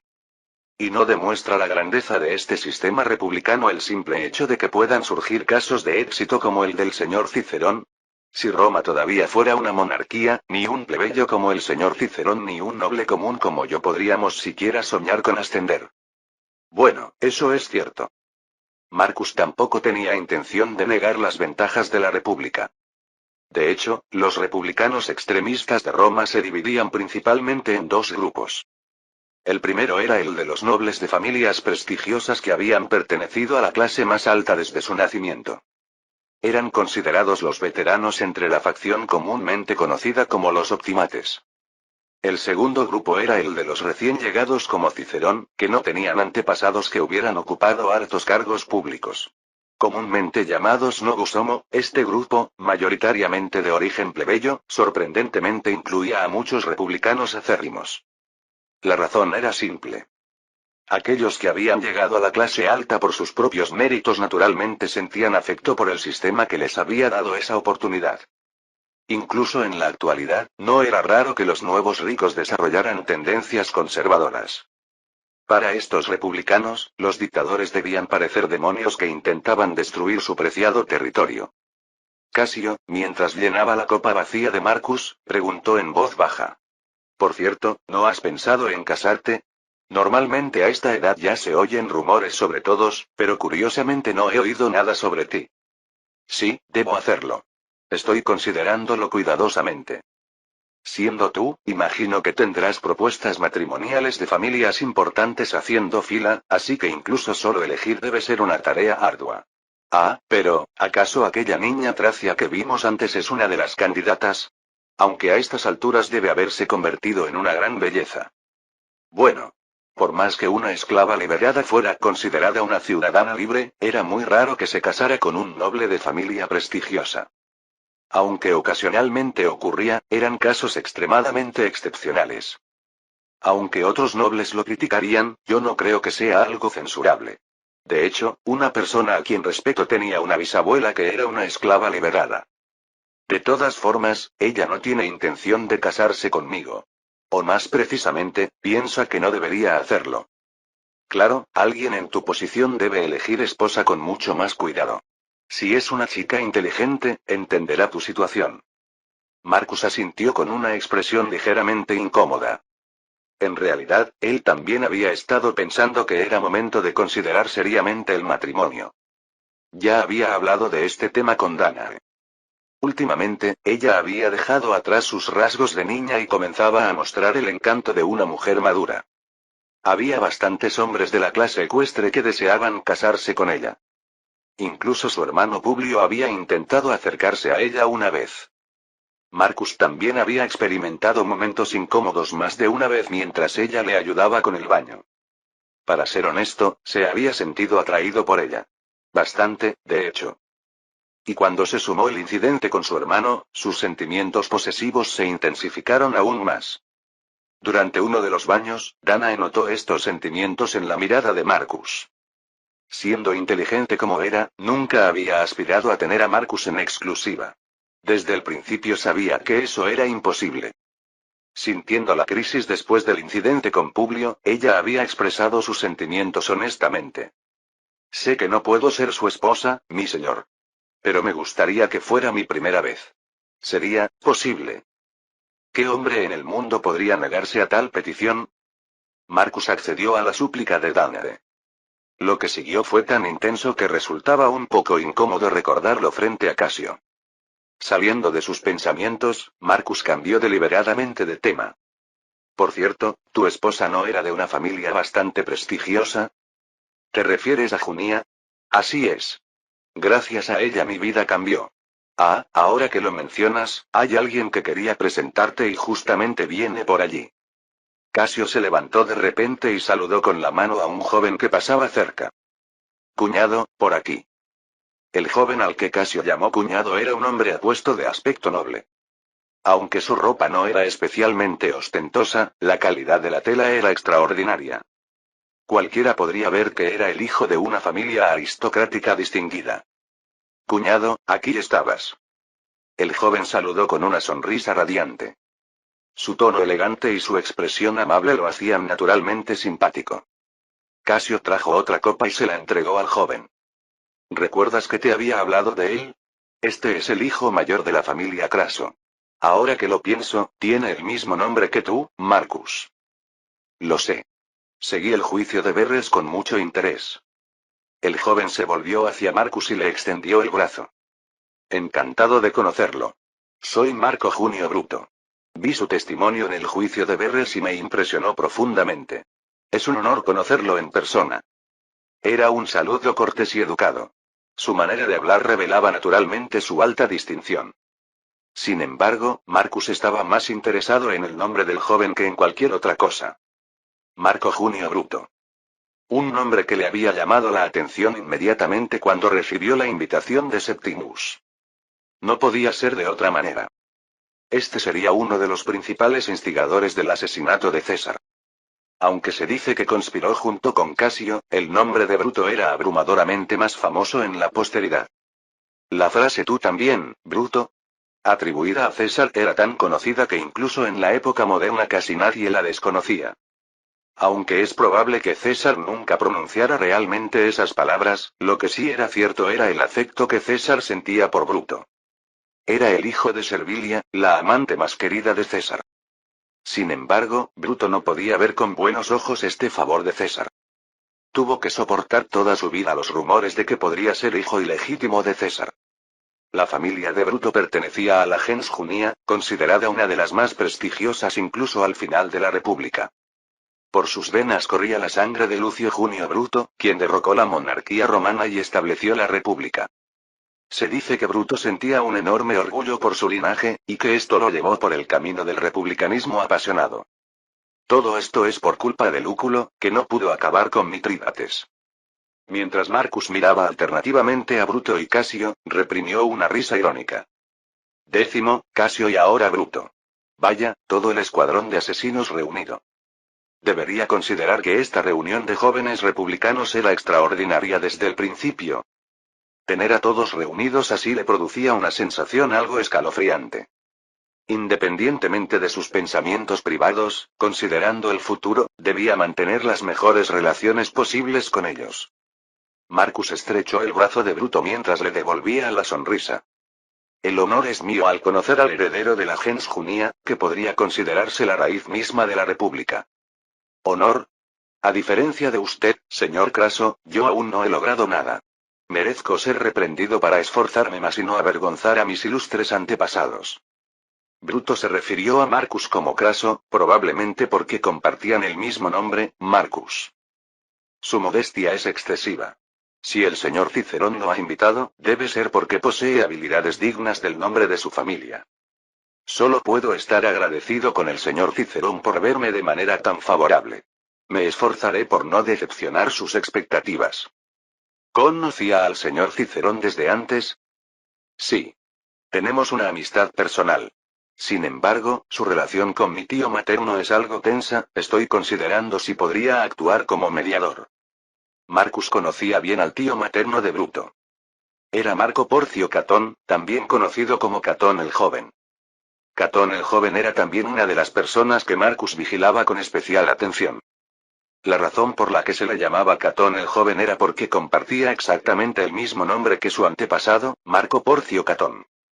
Por eso, al antepasado se le llamaba Catón el Viejo y al descendiente Catón el Joven. Catón el Viejo era el famoso orador conocido por contrarrestar a Escipión el Africano. Vivió hasta los 80 años y al final de su vida cometió la excentricidad de liberar y casarse con su esclava Salonia. La línea familiar que descendía de Salonia era la que llegaba hasta Catón el Joven.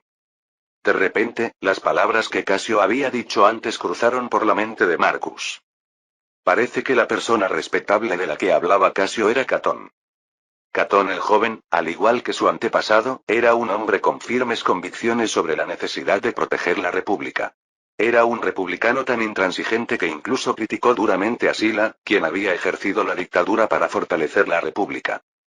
Parece que tanto el señor Catón como el señor Cicerón comparten la misma convicción de defender la República, pero su relación es tensa.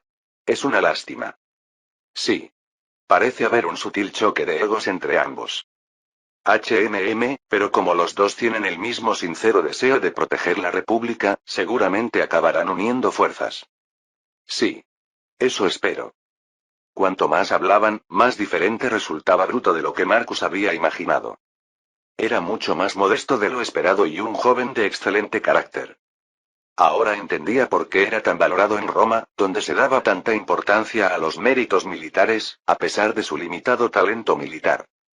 Era difícil creer que este joven sincero más tarde elegiría el peor de los medios, el asesinato, por no comprender la realidad.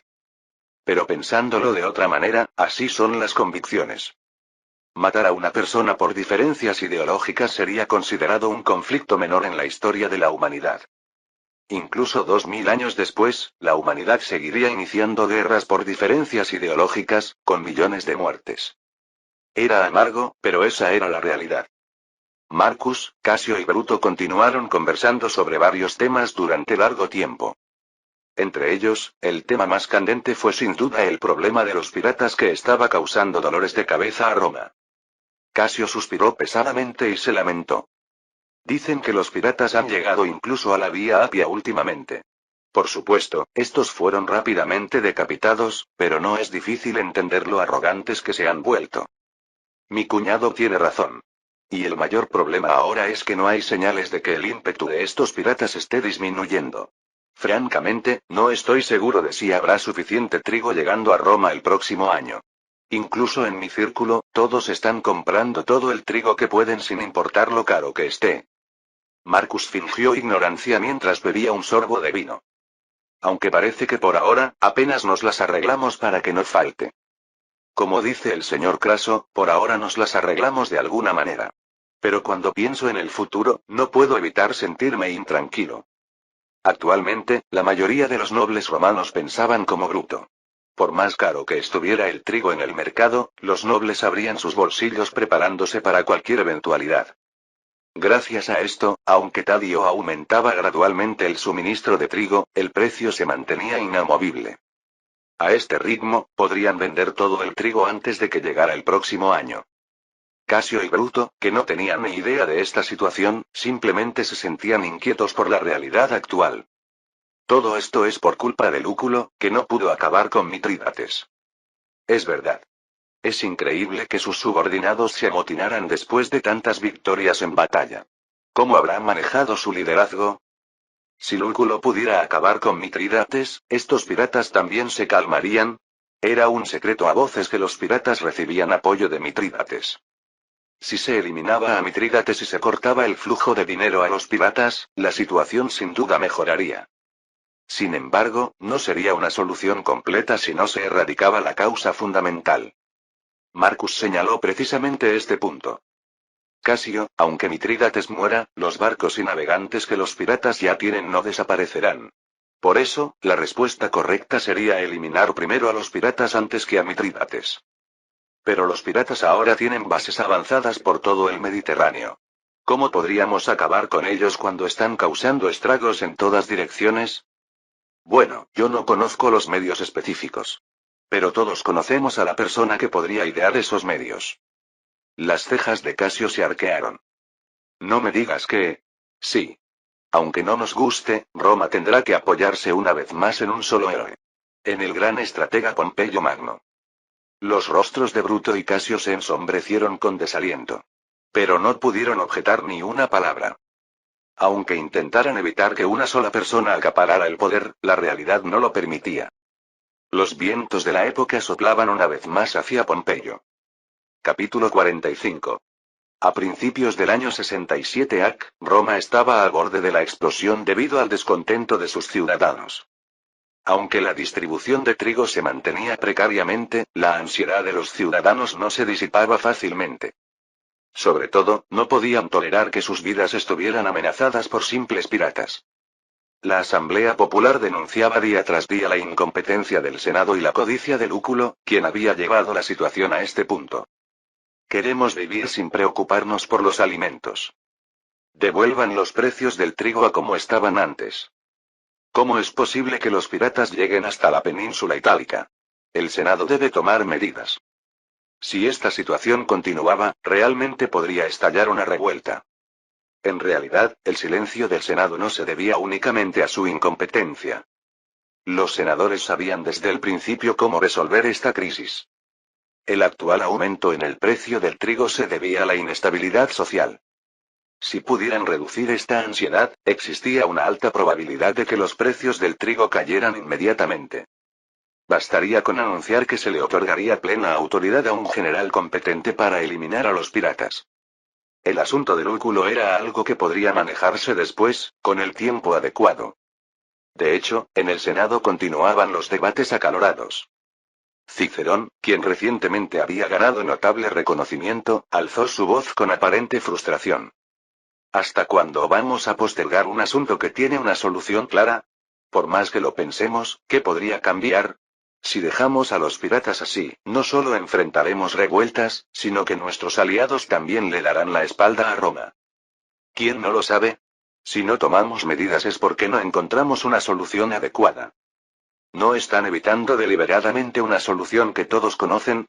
Podemos resolver esto nombrando a un general competente para eliminar a los piratas y enviando un comandante respetado al este después de destituir a Lúculo. A pesar de la reprimenda de Cicerón, los senadores mantenían expresiones de desaprobación. Lúculo era un fiel seguidor de Sila, quien había liderado el fortalecimiento del Senado, y provenía de una familia noble que había producido cónsules y pretores. La mayoría de los senadores, siendo prosenatoriales, no querían destituirlo. Terencio, el hermano de Lúculo, presentó cautelosamente su opinión. ¿Es realmente necesario destituir a Lúculo? Aunque Mitrídates haya recuperado el Ponto, eso es solo superficial. Su poder militar, después de sufrir derrotas consecutivas ante Lúculo, no es significativo. Tan pronto como Lúculo reorganice sus tropas, podrá contraatacar. No estamos en esta situación precisamente porque no pudo reorganizar adecuadamente esas tropas. Habiendo experimentado un fracaso, seguramente ha aprendido la lección. ¿No deberíamos al menos darle la oportunidad de remediar sus errores? Terencio tiene razón. Aunque Lúculo haya fallado en el final, tiene logros previos que debemos respetar. Otros senadores del partido aristocrático apoyaron a Terencio. Cuando se decidió no destituir a Lúculo, Cicerón suspiró profundamente y se frotó los ojos, aparentemente hastiado. Bien, dejemos el asunto de Lúculo por ahora, pero ¿qué haremos con los piratas? Debemos seleccionar un comandante y planificar la eliminación cuanto antes. Aunque hablemos de seleccionar un comandante, las miradas de los senadores se dirigieron simultáneamente hacia un asiento vacío. Era el lugar donde debería estar Pompeyo. Se había ausentado de la reunión alegando asuntos urgentes. Era extrañamente silencioso, cuando todos esperaban que se ofreciera a eliminar a los piratas. Los senadores se sentían inquietos por este comportamiento inusual de Pompeyo. ¿Cuál creen que sea la razón por la que Pompeyo permanece tan quieto? Solo puede interpretarse como que espera que le otorguen el imperium en silencio, sabiendo que es el único capaz de eliminar a los piratas. Exactamente. Sin duda espera que el Senado ceda primero. Eso no puede permitirse. ¿No parecería como si todo el Senado estuviera suplicándole a Pompeyo? Todos los senadores compartían el mismo sentimiento. Si alguien debía pedir un favor, tenía que ser Pompeyo primero, jamás el Senado. Si el Senado volvía a ceder ante Pompeyo, quedaría claro que su autoridad estaba por debajo de él. Esta era la razón por la que no se había formado un ejército para combatir a los piratas, a pesar de que infestaban los mares. Aunque podría parecer absurdo, los senadores consideraban que la preservación del sistema republicano era más importante. Por supuesto, solo el Senado pensaba de esta manera. Para la mayoría de los ciudadanos, la estabilidad inmediata de sus vidas era miles de veces más importante que tales consideraciones. Pompeyo también era muy consciente de esto. Además, ahora tenía a Marco a su lado. Este le había aconsejado mantener deliberadamente el silencio. De cualquier manera, el tiempo estaba de su lado. Cuando el descontento de los ciudadanos superara el punto crítico, el Senado no tendría más remedio que ceder. Y cuanto más se prolongara la situación, mayores serían los poderes que Pompeyo podría obtener. Pompeyo aparecía ocasionalmente y de manera deliberada en los lugares donde se celebraba la Asamblea Popular. Cada vez que lo hacía, los ciudadanos se aferraban desesperadamente a los pliegues de su toga. Señor Pompeyo. Por favor, haga algo con los piratas. Así no podemos seguir viviendo. Usted es el único que puede calmar esta situación. Aunque yo también quisiera hacerlo, estas cosas tienen sus procedimientos legales. Aunque Pompeyo no mencionaba directamente al Senado, los ciudadanos no eran tontos. Se extendió ampliamente el rumor de que el Senado, por envidia, se negaba a otorgarle el imperium a Pompeyo. El Senado, percibiendo el curso de la opinión pública, se encontró en una situación sin salida. Finalmente, cuando Pompeyo sintió que el momento había madurado, pasó a la acción. Tomó como su fiel servidor a un tribuno de la plebe llamado Gabinio. El tribuno de la plebe era un cargo elegido por la Asamblea Popular que representaba a los plebeyos. Se elegían 10 tribunos a la vez, y solo los plebeyos podían ser nombrados. Quienes se convertían en tribunos recibían la calificación para ingresar al Senado y eran elevados al rango de nobles. Sus derechos eran verdaderamente poderosos. Nadie podía ejercer violencia física contra un tribuno. Además, cada uno poseía poderes judiciales y legislativos independientes. Podían ejercer el derecho de veto para bloquear cualquier ley que el Senado intentara aprobar. Considerando los poderes otorgados, no sería exagerado decir que rivalizaban con el cargo de cónsul, la más alta magistratura de Roma. Sila, juzgando que los derechos de los tribunos eran excesivos, los había eliminado todos, pero Pompeyo los había restaurado. Por esta razón, la popularidad actual de Pompeyo entre los plebeyos era absoluta. Aprovechando este ambiente, el tribuno Gabinio propuso en la Asamblea Popular un impactante plan para la eliminación de los piratas. Ciudadanos. ¿Hasta cuándo debemos seguir esperando?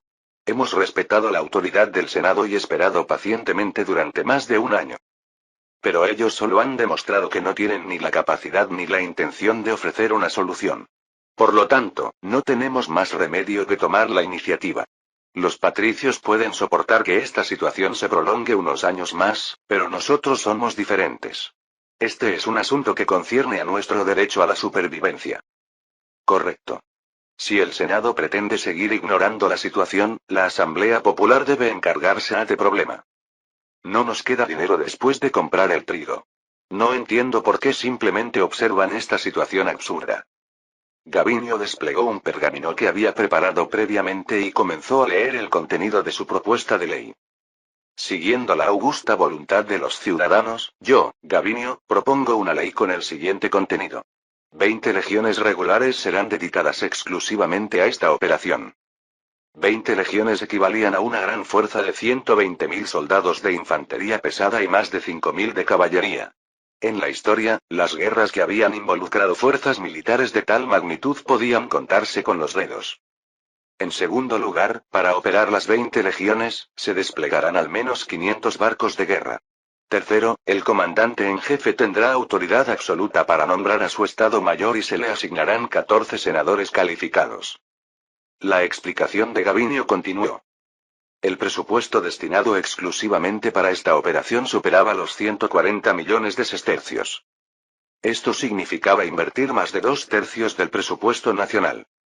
Además, el comandante en jefe de esta operación tendría bajo su jurisdicción todo el Mediterráneo y hasta 50 millas tierra adentro desde la costa.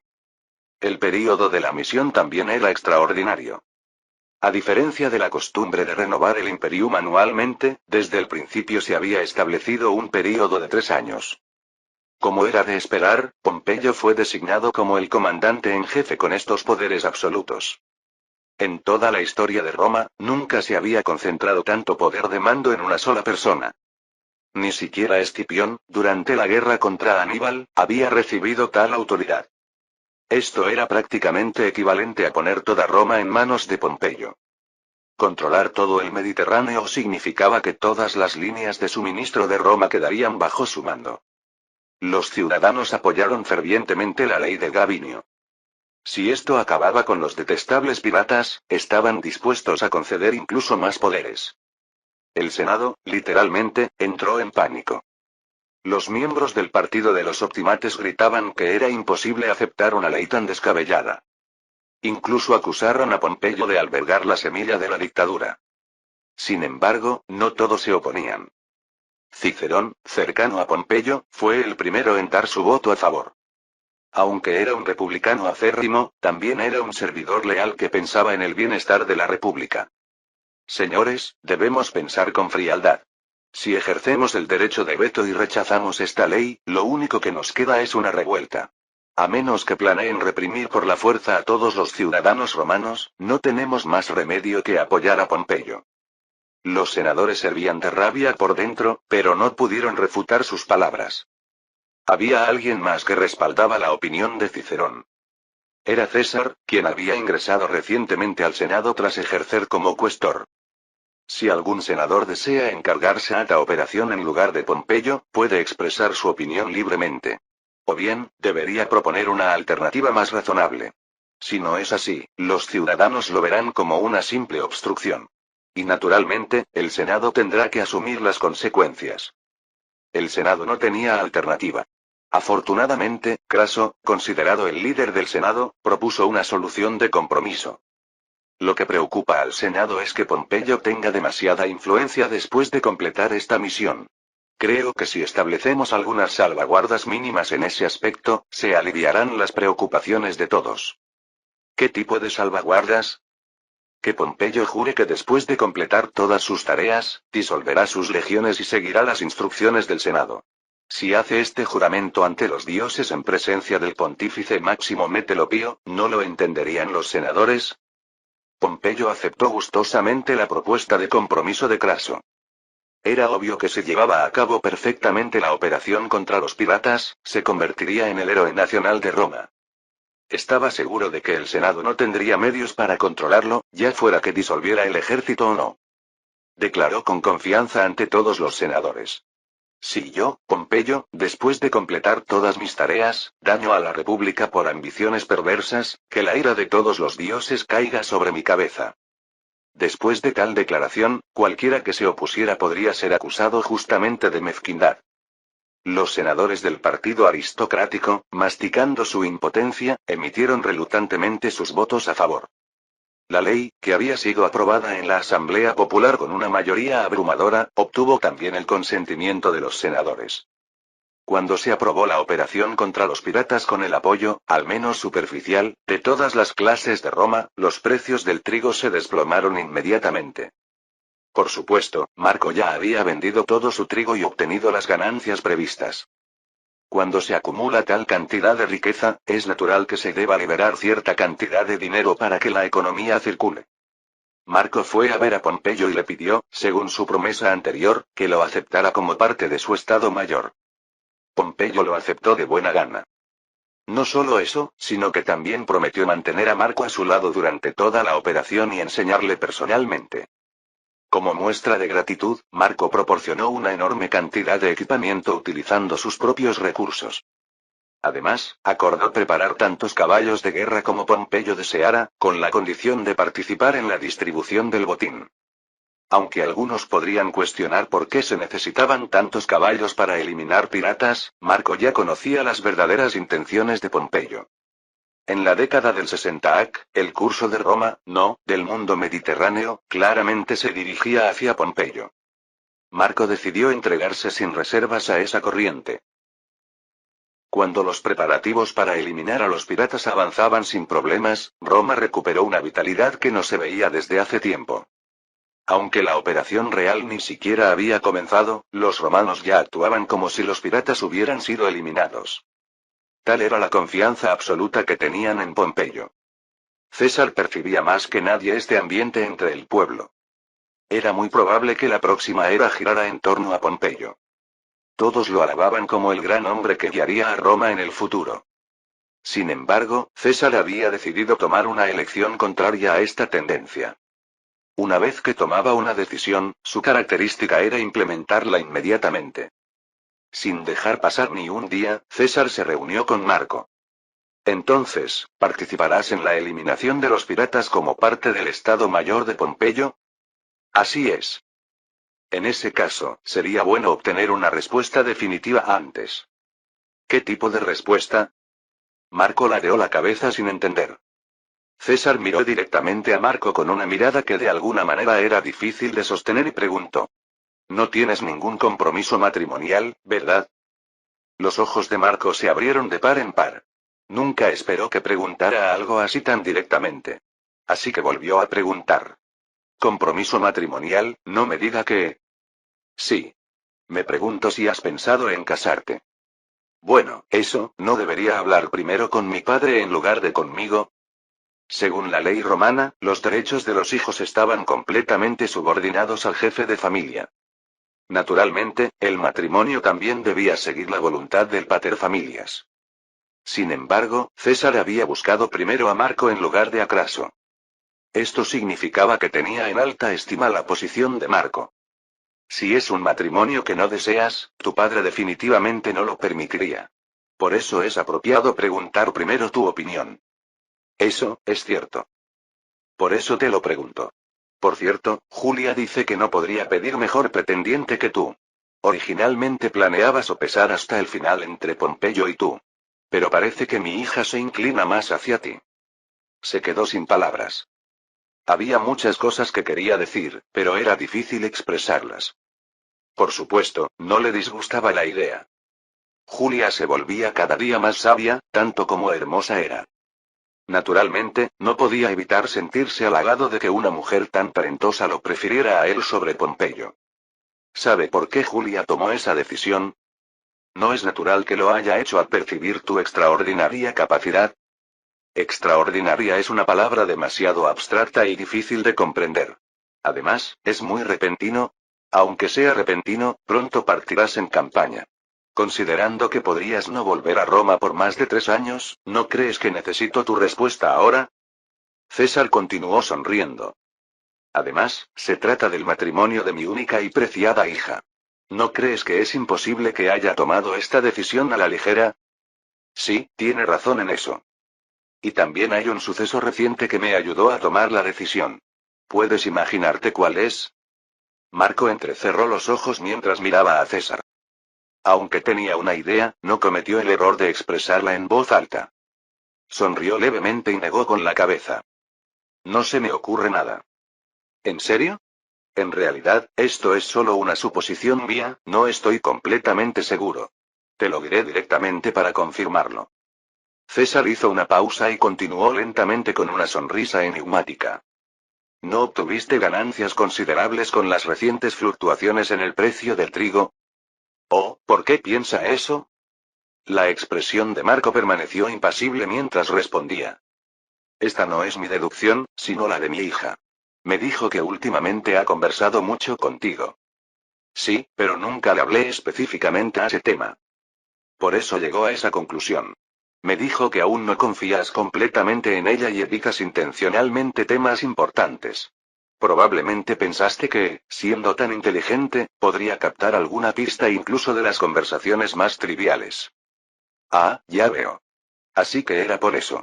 Pero aún así, es una capacidad de deducción sorprendente. Marco se dio cuenta de su error. Tal como dijo César, había evitado deliberadamente hablar con Julia sobre el tema del trigo. Sin embargo, habría sido más extraño no mencionar la crisis alimentaria que agitaba a toda Roma. Julia había intuido una posibilidad por el hecho de que Marco evitara intencionalmente ese tema. No es una suposición descabellada que estuvieras involucrado en las fluctuaciones del precio del trigo. Pero es perfectamente razonable pensar que lo predijiste y actuaste en consecuencia. Por supuesto, como obtener beneficios del trigo te ganaría una terrible reputación, lo habrías mantenido en secreto. Si se trata de ti, no creo que sea una deducción infundada. Y si es cierto, significa que tu capacidad para comprender la época supera con creces mis expectativas. Marco, que había permanecido en silencio con los ojos cerrados por un momento, los abrió y preguntó. Debo interpretar que el hecho de que me cuente esto demuestra su buena voluntad. Por supuesto. Julia me pidió específicamente que te dijera esto. ¿No es una señal clara de que no necesitas desconfiar de ella? Ahora, déjame preguntarte de nuevo. ¿Estás dispuesto a aceptar mi propuesta? Por más que lo pensara, la respuesta a este problema ya estaba decidida. En realidad, Marco había considerado dejar que Julia se casara con Pompeyo, como dictaba la historia. Le resultaría más fácil controlar la situación si las cosas seguían su curso histórico. Sin embargo, no tenía razones válidas para rechazar cuando César insistía tan activamente. Sobre todo, la propia Julia le resultaba tremendamente atractiva. Finalmente, Marco, habiendo tomado su decisión, respondió. No creo que sea cuestión de aceptar o no. En realidad, es algo que debo obtener el permiso de mi padre y de usted, señor César. El rostro de César se iluminó. Marco se levantó de su asiento e hizo una reverencia respetuosa. Yo, Marco Licinio Craso, solicito su permiso, calló Julio César. Si me concede la mano de su hija, prometo amarla y atesorarla como esposa durante toda mi vida. Aunque este era el propósito de la reunión desde el principio, César sintió que algo se removía en su pecho. Por más que fuera un político calculador, al final también era un padre.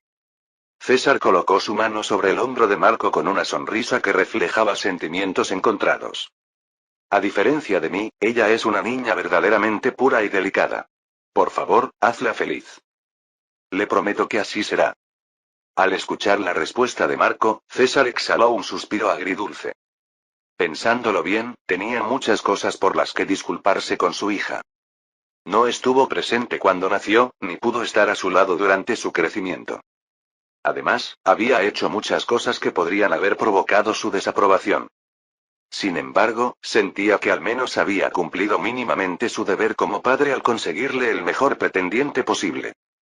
Marco también se sentía más conmovido que César. El matrimonio, al igual que en la época moderna, era considerado una de las ceremonias más sagradas en la antigua Roma. Aunque Marco estaba viviendo su segunda vida, el matrimonio era una experiencia completamente nueva para él. Para ser honesto, estaba muy emocionado.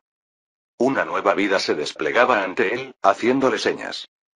Fin del capítulo 45.